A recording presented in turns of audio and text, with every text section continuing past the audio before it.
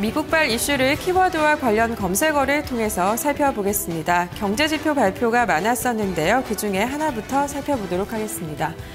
미국의 고용 관련 지표가 발표가 됐습니다. 미국의 신규 실업수당 청구 건수가 소폭 증가하는 흐름을 나타냈는데요. 예상치는 하회하는 모습이 특징적이었습니다.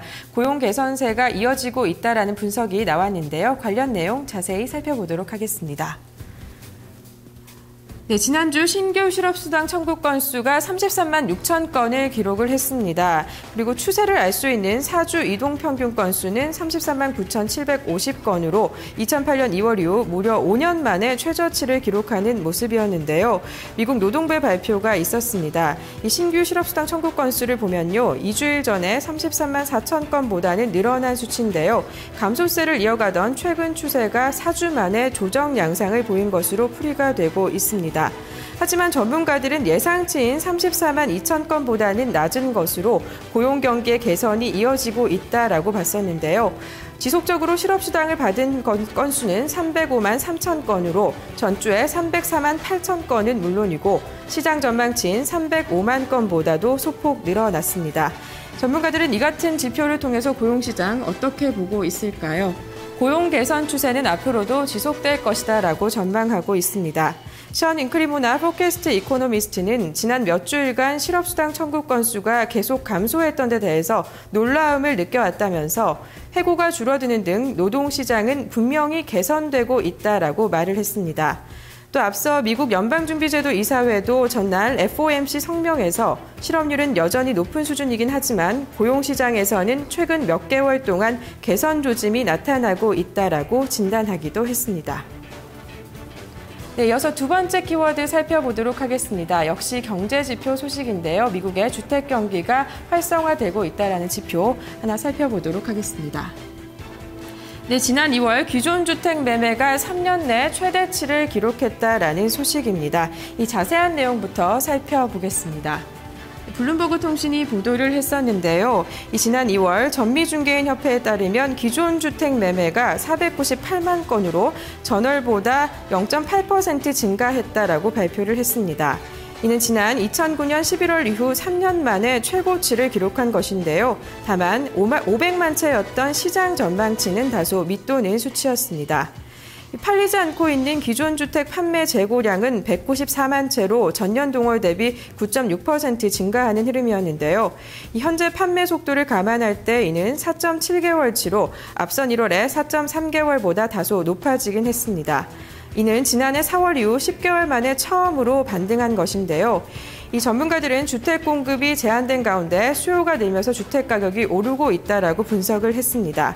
다시 한번 살펴보면요. 전문가들의 의견을 종합해보면 고용이 증가하고 해고가 감소하면서 결국 주택 수요의 개선의 흐름까지 이어지고 있다라는 분석인데요.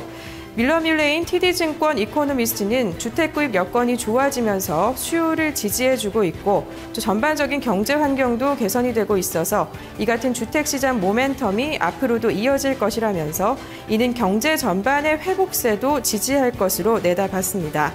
한편 이날 연방주택금융청에서도 발표가 된 지표가 있습니다. 1월 중 계절 조정한 집값이 전월보다 0.6% 상승했다라고 발표를 했는데요.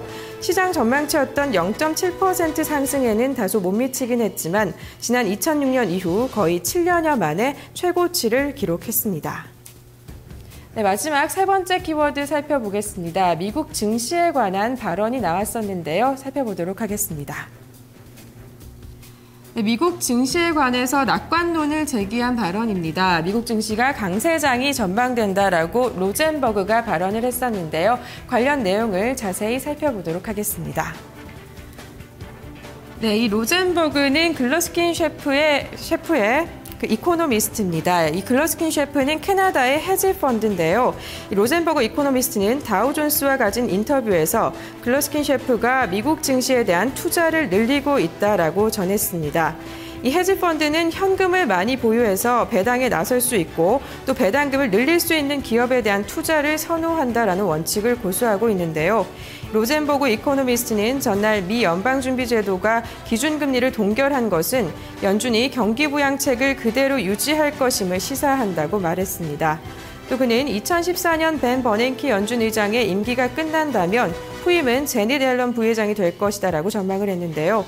앨런 부회장이 버냉키 의장보다 양적 완화를 더 지지하는 것 같다고 그는 평가를 했습니다. 네, 로젠버그 이코노미스트의 발언에 대해서 또 살펴보도록 하겠습니다. 연준에 대해서도 평가를 했었는데요. 미국 연방준비제도는 항상 중요한 존재라면서 그 가치를 인정을 했습니다. 경기 침체가 나타나지 않고 또 연준이 경기 조절 정책을 유지하는 한 주가 추이는 상승 흐름을 보일 것이다라고 진단을 했는데요. 하지만 그는 낙관적 전망과 더불어서 연준의 부양책 중단 가능성에 대한 잠재적인 위험도 있다고 봤습니다. 경제학자 허브스타인의 격언을 인용했는데요. 영원히 지속될 수 없는 것은 영원히 지속되지 않는다면서 양적 완화의 종료 가능성을 경고하기도 했습니다. 로젠버그 이코노미스트는 미국이 예상보다 훨씬 빠른 속도로 일자리를 만들어내서 6.5% 실업률을 달성할 수도 있다라고 말했는데요. 그는 연준이 관망세를 보이기 시작한다면 증시의 상승 파티는 끝날 것이라고 덧붙였습니다. 지금까지 미국발 이슈를 키워드와 관련 검색어를 통해서 살펴봤습니다.